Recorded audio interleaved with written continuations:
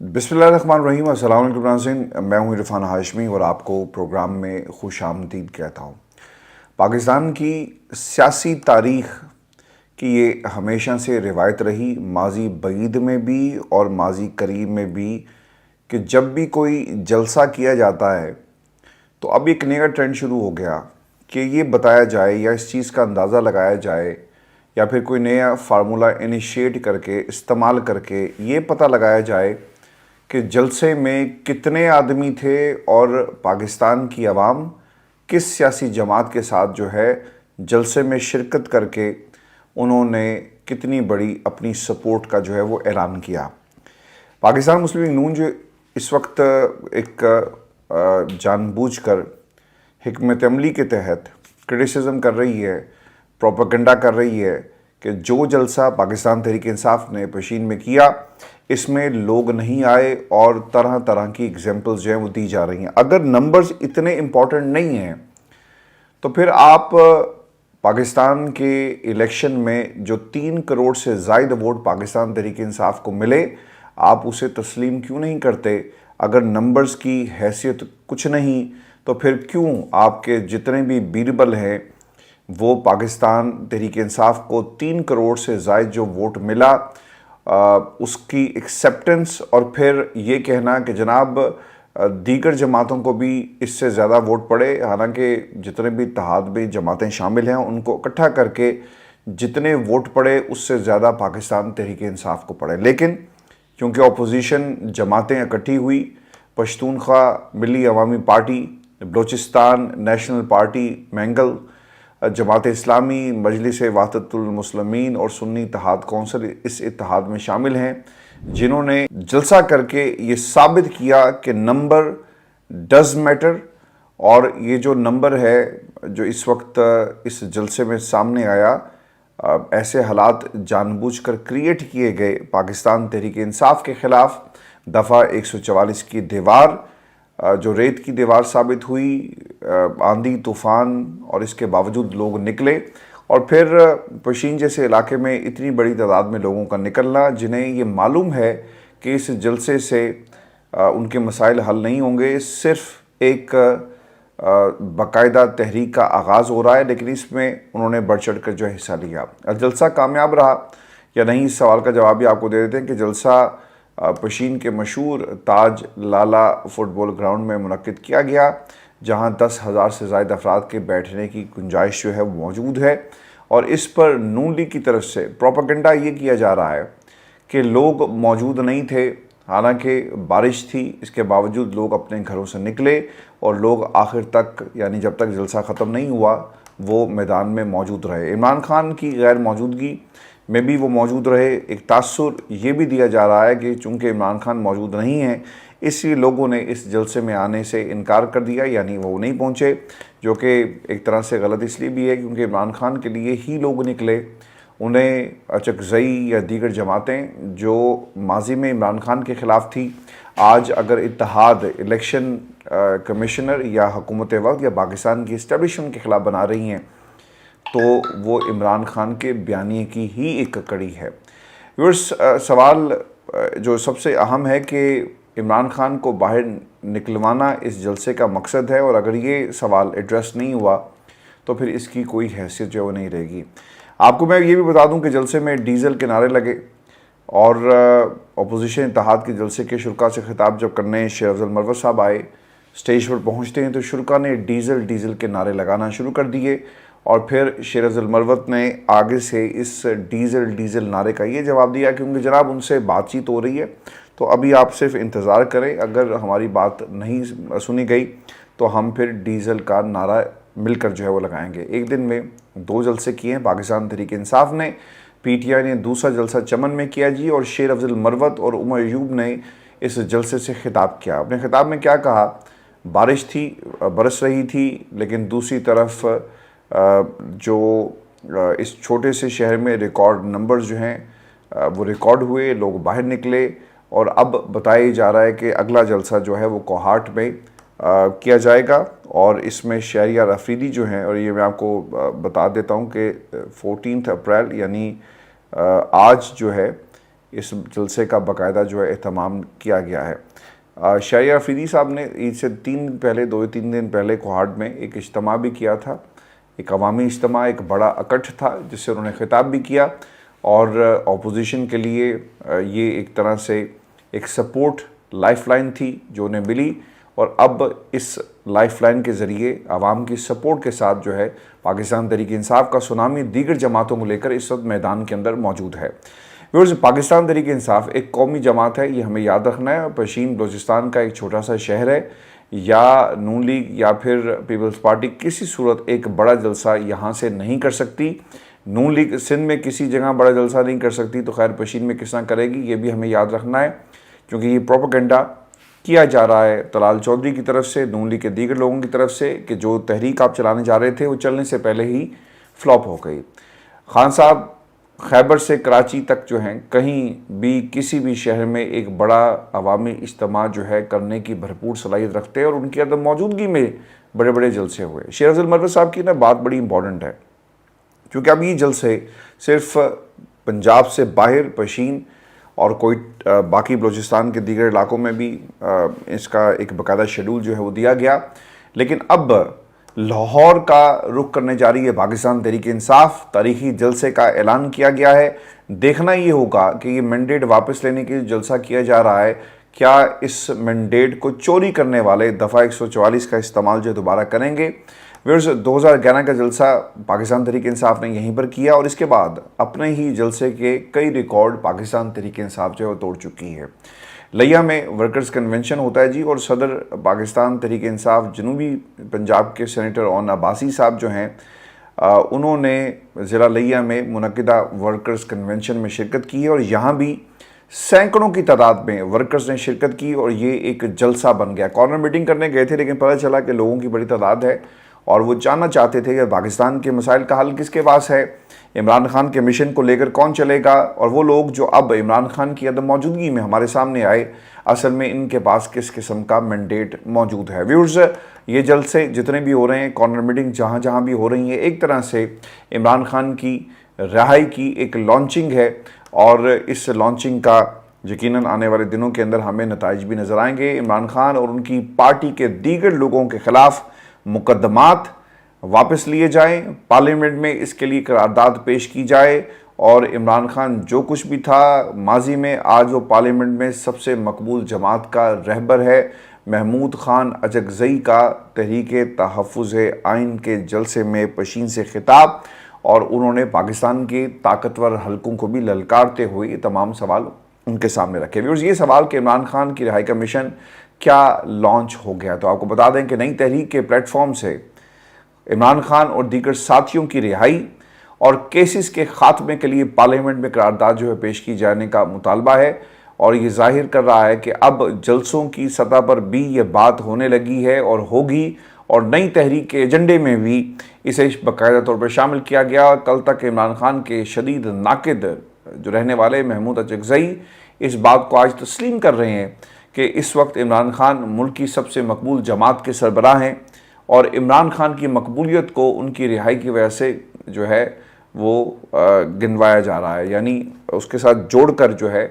उसका जिक्र किया जा रहा है कि इमरान खान की रिहाई जो है वो बहुत ही अहम है, और अगर उन्हें रिहाना किया गया तो पाकिस्तान की तरक्की और मईशत की जो बात है शायद वो कभी भी जो प्लान है उस पर हमें किसी किस्म की पेशरफ्त होती हुई नज़र नहीं आ रही। व्यूअर्स, ये सवाल कि अजगज़ई इमरान खान के नज़रिए के क्या हामी निकले, तो मैं आपको ये भी बता देता हूँ कि यहाँ कोई किसी का ग़ुलाम और आका नहीं, बल्कि हम सब बराबर हैं। हमने आवाम की ताकत से इनकलाब लाना है। आपने ये बातें ना इससे पहले खान साहब की ज़ुबान से सुनी होंगी। खान साहब यही कहते रहे कि हम क्या ग़ुलाम हैं, ग़ुलामी किसी सूरत भी कबूल नहीं करेंगे, इदारे अपनी हदूद में रहकर अवामी मैंडेट का एहतराम करें। और फिर इमरान खान का नज़रिया अगर ये कहा जाए कि दूसरी जमातें भी अपना रही हैं और अपना कर आगे आ रही हैं, इससे पहले भी ये हो चुका है। इनके पास मंशूर नहीं था तो इन्होंने सेहत कार्ड जैसा एक कार्ड और प्लान निकाल कर अपने एजेंडे में मंशूर में से शामिल किया। पाकिस्तान मुस्लिम लीग नून ने वो तमाम काम जो पाकिस्तान तहरीक-ए-इंसाफ कर चुकी और जिन्होंने माजी में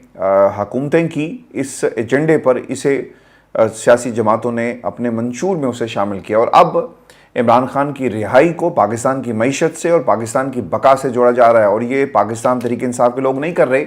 बल्कि वो लोग जो माजी में इमरान खान पर तनकीद करते रहे।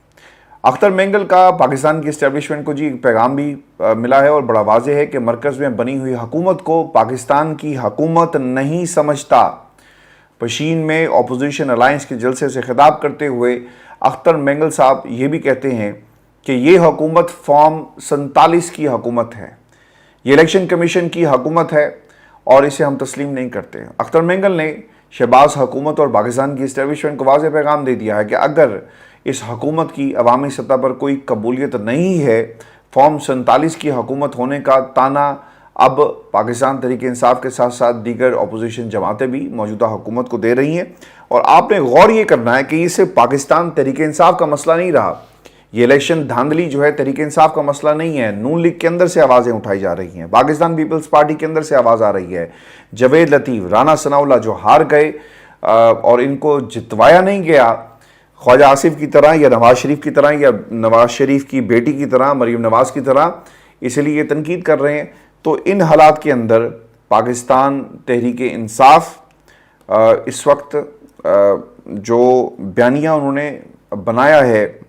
हुकूमत के ख़िलाफ़, अब इस बयानिए को दीगर जमातें भी जो हैं वो अपनाती हुई आपको नज़र आएंगी, क्योंकि फॉर्म 47 की हुकूमत का जो ताना था वो सबसे पहले पाकिस्तान तहरीक इंसाफ ने दिया and then the rest followed Pakistan Tehreek Insaf.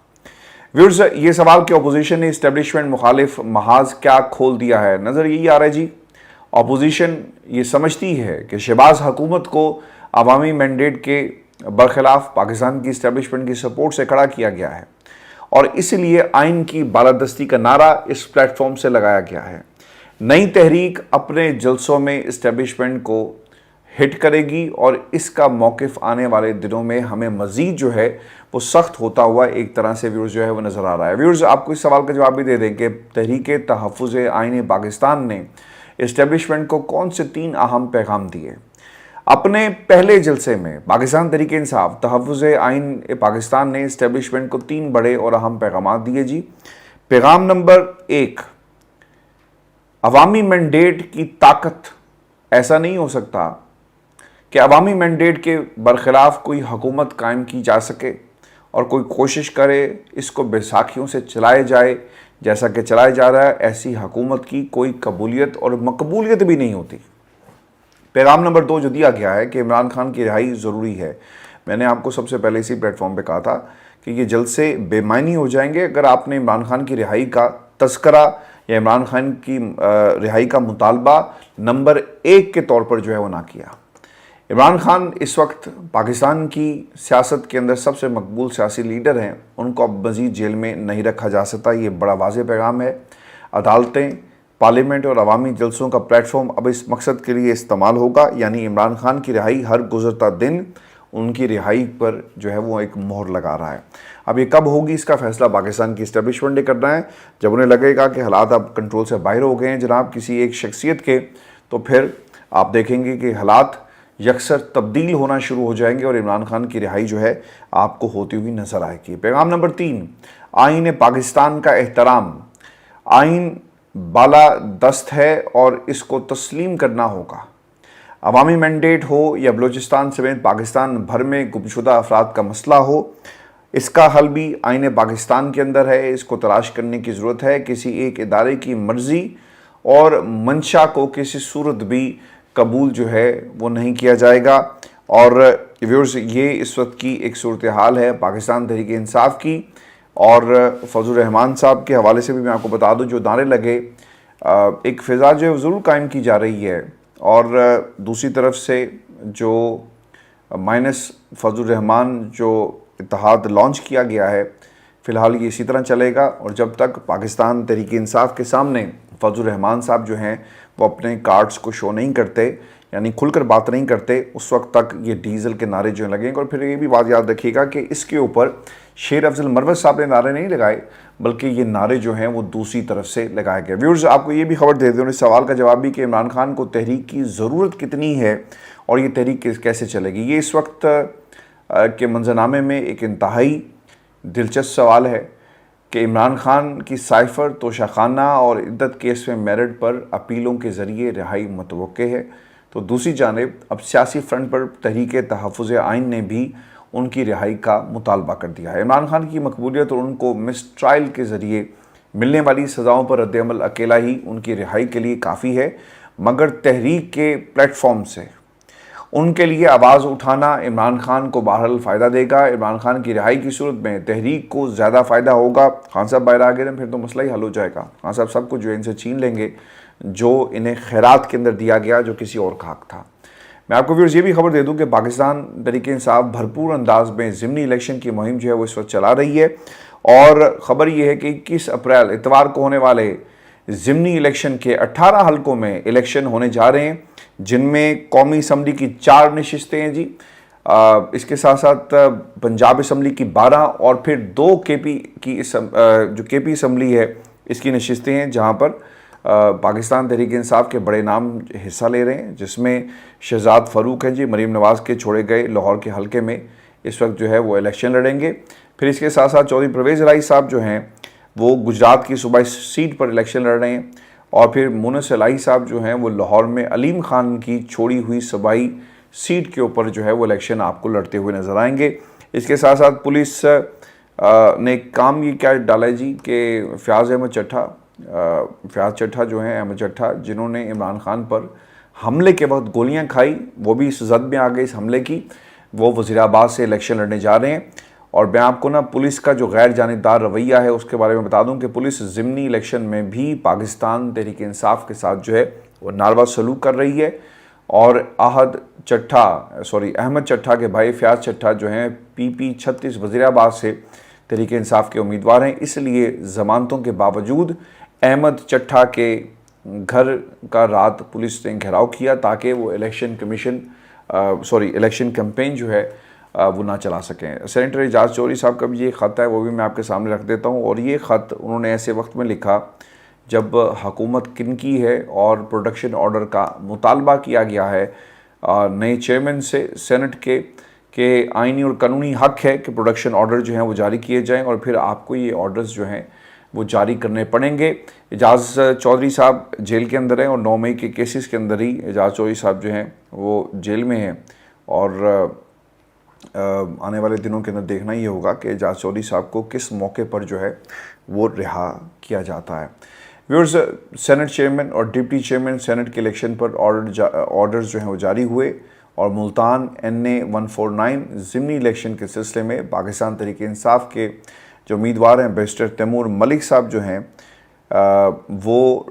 Door to door campaign انہوں نے شروع کر دی ہے۔ وہ یوسف رضا گیلانی کے خلاف الیکشن لڑے اور پھر الیکشن جیتے، لیکن حیران کن طور پر 7000 ووٹ مسترد کرا کر یوسف رضا گیلانی کو جو ہے وہ جتوا دیا گیا، اور اب گیلانی سینٹ میں ہیں تو یا تو تیمور ملک جو ہے الیکشن لڑ رہے ہیں، اور دوسری طرف ان الیکشن کا نتیجہ کیا آتا ہے یہ بھی ایک انتہائی جو ہے وہ اہم سوال ہوگا، کیونکہ اس وقت میدان کے اندر جو طاقتیں سپورٹ کر رہی تھی یوسف رضا گیلانی صاحب کو، وہ میدان کے اندر اس وقت موجود نہیں ہیں۔ میں بھی آپ کو نئی خبر یہ بھی دے دوں، اور مجھے ایسا لگتا ہے کہ یہ خبر باقاعدہ طور پر لانچ کروائی گئی ہے، اور اس خبر کا تعلق جو ہے وہ نواز شریف صاحب کے اینٹی اسٹیبلشمنٹ بیانیے کے حوالے سے ہے۔ نواز شریف صاحب کافی دن سے خاموش ہیں، وہ وفاق میں بھی ایکٹیو آپ کو نظر نہیں آئیں گے، اور پنجاب میں بھی وہ بہت کم نظر آتے ہیں، اور نواز شریف سے کچھ دن پہلے لاہور کے کچھ صحافیوں نے ملاقات کی۔ مجیب الرحمان شامی صاحب جو ہیں، میں بہت اچھی طرح جی ان کے ساتھ کام بھی کیا ہے دنیا ٹیلی ویژن کے اندر، اور حفیظ اللہ نیازی صاحب وہ بھی اینٹی عمران خان، بیٹا محبت کرتا ہے اور باپ نفرت کرتا ہے۔ شامی صاحب کا بیٹا جی وہ بھی عمر شامی غالباً وہ بھی اس میٹنگ کے اندر موجود تھا۔ اس کے ساتھ ساتھ سلمان غنی صاحب جنہوں نے ایز اے چیف رپورٹر جو ہے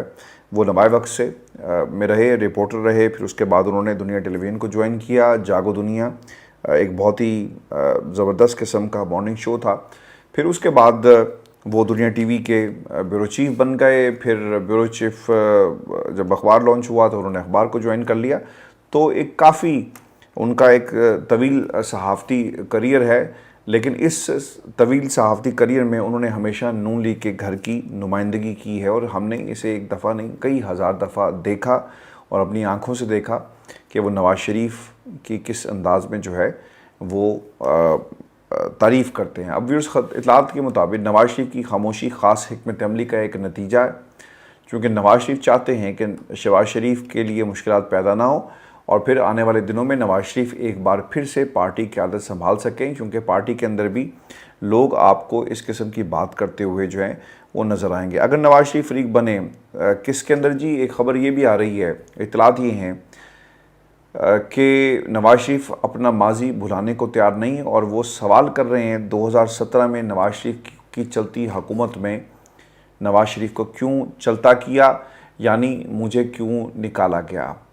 یہ جو خبر اگلی میں نے آپ کو بتانی ہے نا کہ فریق بنانے کی نواز شریف کیا بات کر رہے ہیں۔ نواز شریف ججز خط میں فریق بننے کے لیے اس وقت جو ہے اوپر تول رہے ہیں،